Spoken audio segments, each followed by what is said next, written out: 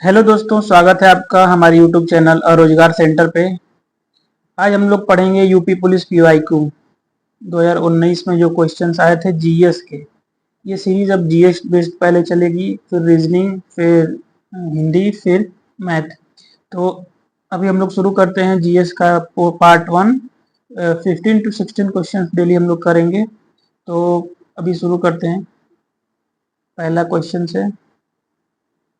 ये 2019 में आए हुए क्वेश्चंस हैं, तो आप लोग ध्यान से देखिएगा इसमें क्या पूछा है और कैसे इसका आंसर देंगे हम लोग। क्वेश्चन नंबर फर्स्ट है, which device can be used to measure the density of a liquid, यानी कि किस यंत्र से द्रव का घनत्व मापा जाता है। Anemometer, wavemeter, hydrometer, pycnometer. तो इसका आंसर होगा pycnometer, option number D. Anemometer से क्या नापा जाता है, तो एनीमोमीटर से हवा नापा जाता है, हवा की रफ्तार, हवा की स्पीड, वायु की स्पीड नापा जाता है इससे। बेवामीटर से क्या नापा जाता है, तो सॉयल की प्रॉपर्टी नापी जाती है, यानी कि मैकेनिकल प्रॉपर्टी ऑफ सॉयल। और इडियोमीटर से क्या नापा जाता है, तो volume of gas, volume of gas नापा जाता है। तो ये समझ में आ गया। एनीमोमीटर से हवा की रफ्तार नापी जाती है। वेवामीटर से मैकेनिकल प्रॉपर्टीज ऑफ सॉइल मतलब जो मिट्टी है उसकी प्रॉपर्टी नापी जाती है, गुणवत्ता नापी जाती है। और इडियोमीटर क्या है, वॉल्यूम ऑफ गैस नापा जाता है, यानी कि गैस की आयत नापने के लिए इडियोमीटर का इस्तेमाल किया जाता है, इडियोमीटर। फिर पिक्नोमीटर है जो कि मापा जाता है घनत्व, डेंसिटी ऑफ लिक्विड नापा जाता है इससे। नेक्स्ट क्वेश्चन पे हम लोग चलेंगे।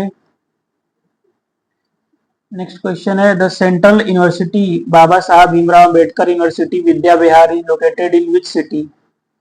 तो बाबा साहब भीमराव अम्बेडकर विश्वविद्यालय विद्या विहार किस शहर में स्थित है। आगरा नहीं, कानपुर नहीं, वाराणसी नहीं, लखनऊ में स्थित है।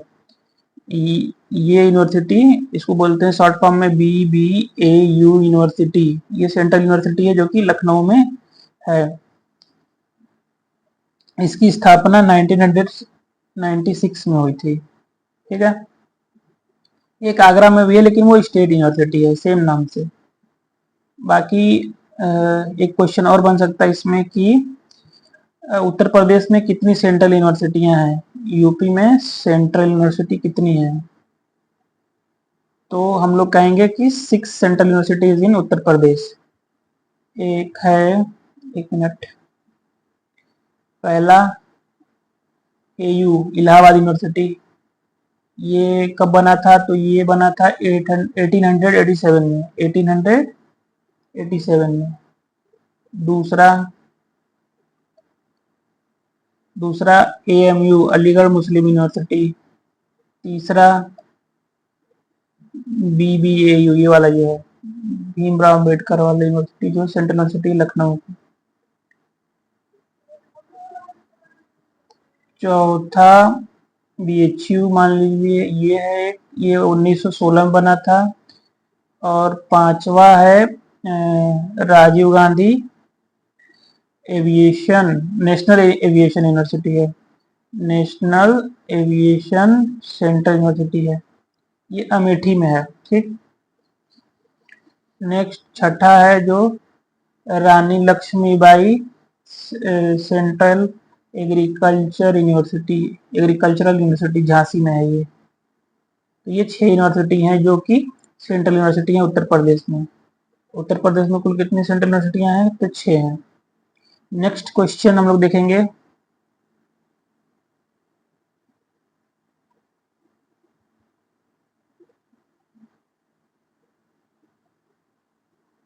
Next question, where is the headquarter of Uttar Pradesh police located. Uttar Pradesh police का मुख्यालय कहाँ पे स्थित है, तो ये प्रयागराज में है। थर्ड क्वेश्चन हो गया। नेक्स्ट क्वेश्चन हम लोग देखेंगे, in which year did Uttarakhand come into existence, यानी कि उत्तर प्रदेश से टूटकर उत्तराखंड कब बना था। तो क्या 2000 में बना था, 1991 में, 2016 में बना था, 2011 में बना था, तो 2002 में बना था। 9 नवंबर 2000 में बना था उत्तराखंड। किससे टूटा था? तो यूपी से। इसकी राजधानी क्या है? उत्तराखंड की राजधानी, उत्तराखंड की राजधानी देहरादून है।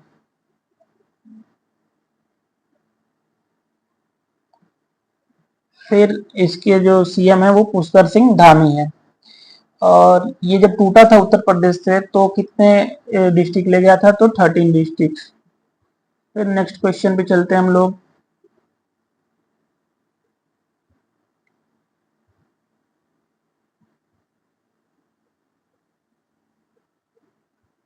Barsana Holi is played with. तो बरसाना का जो होली है वो किस चीज से खेला जाता है? टोमेटो से खेला जाता है, मिल्क से, स्टोन से, स्टिक से, यानी पत्थर से, दूध से, टमाटर से, किससे खेला जाता है? तो इसका आंसर होगा स्टिक से। Barsana Holi is played with sticks, यानी कि ये जो लठमार होली कहते हैं, इसको क्या कहते हैं? लठमार होली। ये कहाँ खेला जाता है?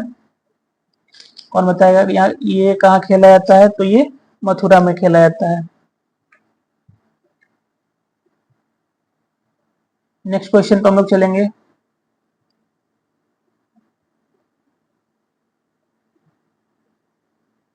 Which is an exponent of Kathak dance in India, यानी कि इनमें से कौन से आदमी है जो कि कथक डांस में इंडिया के बहुत ही अच्छे कलाकार हैं?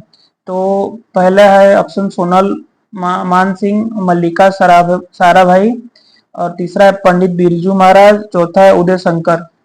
इनमें से कौन है जो आपको लगते हैं कि कथक डांस के महारथी थे? तो इसका आंसर होगा पंडित बिरजू महाराज। इनको कुछ अवार्ड्स भी मिल चुके हैं। सोनल मानसिंह तो ये भरतनाट्यम करती थी, भरतनाट्यम, और कुछ उड़िया क्लासिकल भी। मल्लिका साराभाई भी वही काम इनका भी था कि भरतनाट्यम ही करती थी। और ये जो उदय शंकर हैं ये कोरियोग्राफर हैं, यानी कि जो डांस सिखाते हैं लोग उनको कोरियोग्राफर बोलते हैं। तो ये हो गया। नेक्स्ट क्वेश्चन पे हम लोग चलते हैं। Which of the following is not one of the stages of the selection procedure of UP police department, यानी कि उत्तर प्रदेश पुलिस में सिलेक्शन होने के लिए इनमें से कौन सा जो स्टेज है, जो तल है, उसको पार नहीं करना पड़ता है? फिजिकल टेस्ट, तो फिजिकल टेस्ट होता ही है। एजुकेशनल टेस्ट, यानी कि शिक्षा का जो जांच होता है एग्जाम के जरिए होता ही है। एज क्राइटेरिया होता ही है कि इतने साल तक यूपी पुलिस कांस्टेबल में हो सकते हैं, इतने साल तक एसआई में हो सकते हैं। और लैंग्वेज टेस्ट नहीं होता है।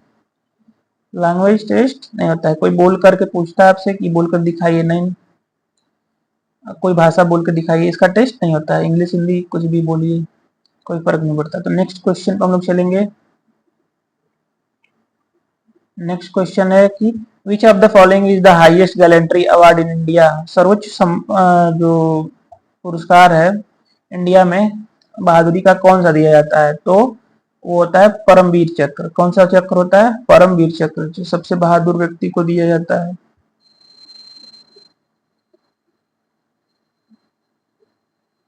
World environment day is held on which day? तो पर्यावरण दिवस, विश्व पर्यावरण दिवस कब मनाया जाता है? तो 5 जून को। 5 जून को वर्ल्ड वर्ल्ड इन्वायरमेंट डे मनाया जाता है। और 22 को मनाया जाता है अर्थ डे। अर्थ डे मनाया जाता है या, हाँ, अर्थ डे मनाया जाता है 22 को। और ये रविन्द्रनाथ टैगोर की जयंती है 8 मई को। Who invented the jet engine? Jet engine का आविष्कार किसने किया था? तो रॉजर बेकन नहीं, sir Frank Whittle, James Watt और लुइस एडिसन वाटरमैन। इनमें से कौन साइंटिस्ट है जिन्होंने जेट इंजन का आविष्कार किया था? तो फ्रैंक विटल। इसके बाद रॉजर बेकन, इन्होंने किया था मैग्नीफाइंग ग्लास का। मैग्नीफाइंग ग्लास मतलब वो जो हम लोग धूप में कागज जलाते थे, वो वाला magnifying glass. Magnifying glass. James Watt सबको जानता है, स्टीम इंजन का आविष्कार किए थे।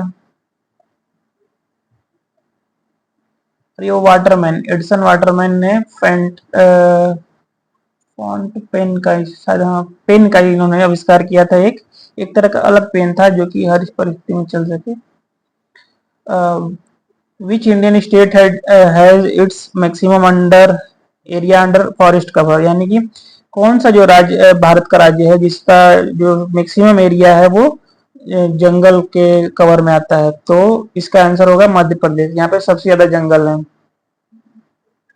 नेक्स्ट क्वेश्चन पे हम लोग चलेंगे, महाराष्ट्र का 5th नंबर है। नेक्स्ट क्वेश्चन पे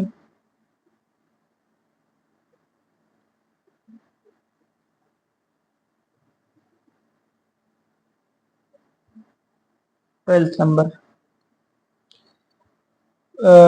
is the official dash is the official currency of Finland, यानी कि फिनलैंड की जो ऑफिशियल करेंसी है, मुद्रा है, वो कौन सी है? तो फिनलैंड में यूरो चलता है। क्या चलता है? यूरो। डॉलर कहाँ चलता है? यूएसए अमेरिका में, पौंड यूनाइटेड किंगडम, येन जापान में। ठीक है, तो ये तीनों का समझ गए हम लोग। और यूरो चलता है फिनलैंड में। यूरोपियन यूनियन के लगभग मैक्सिमम देशों में यूरो चलता है, ऐसा आप समझ सकते हैं। Which line demarcates the boundary between India and Pakistan, Bharat और पाकिस्तान के बीच में कौन सी रेखा लगती है? तो इसका आंसर होगा red Cliff line. Red Cliff line किस किस के बीच में लगती है? इंडिया और पाकिस्तान की, और साथ में बांग्लादेश के भी। मैकमोहन लाइन किसके किसके बीच में लगता है? मेडिसन लाइन, डूरन लाइन, ये आप बताइए। तो ये डूरन जो लाइन है, नीचे शुरू करते हैं, ये डूरन लाइन जो है ये अफगानिस्तान और पाकिस्तान के बीच में लगता है। ठीक, next medicine line. Medicine line किसके बीच में लगता है? तो यूएसए और कनाडा के बीच में। फिर red Cliff line, red Cliff line किस किसके बीच में लगता है? अभी बताए हैं, इंडिया और बांग्लादेश के बीच में, इंडिया और पाकिस्तान के बीच में। उसके बाद मैकमोहन लाइन लगता है किसके किसके बीच में? तो इंडिया और चाइना के बीच में। इंडिया और चाइना के बीच में। नेक्स्ट क्वेश्चन पे चलते हैं हम लोग।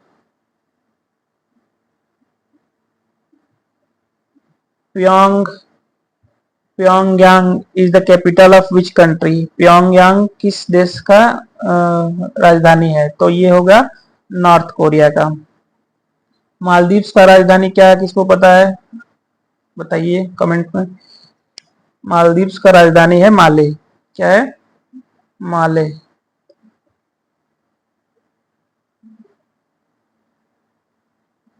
मंगोलिया, मंगोलिया का है मंगोलिया का 1 मिनट याद आने दीजिए, तब तक बता रहे हैं। मलेशिया का है मलय।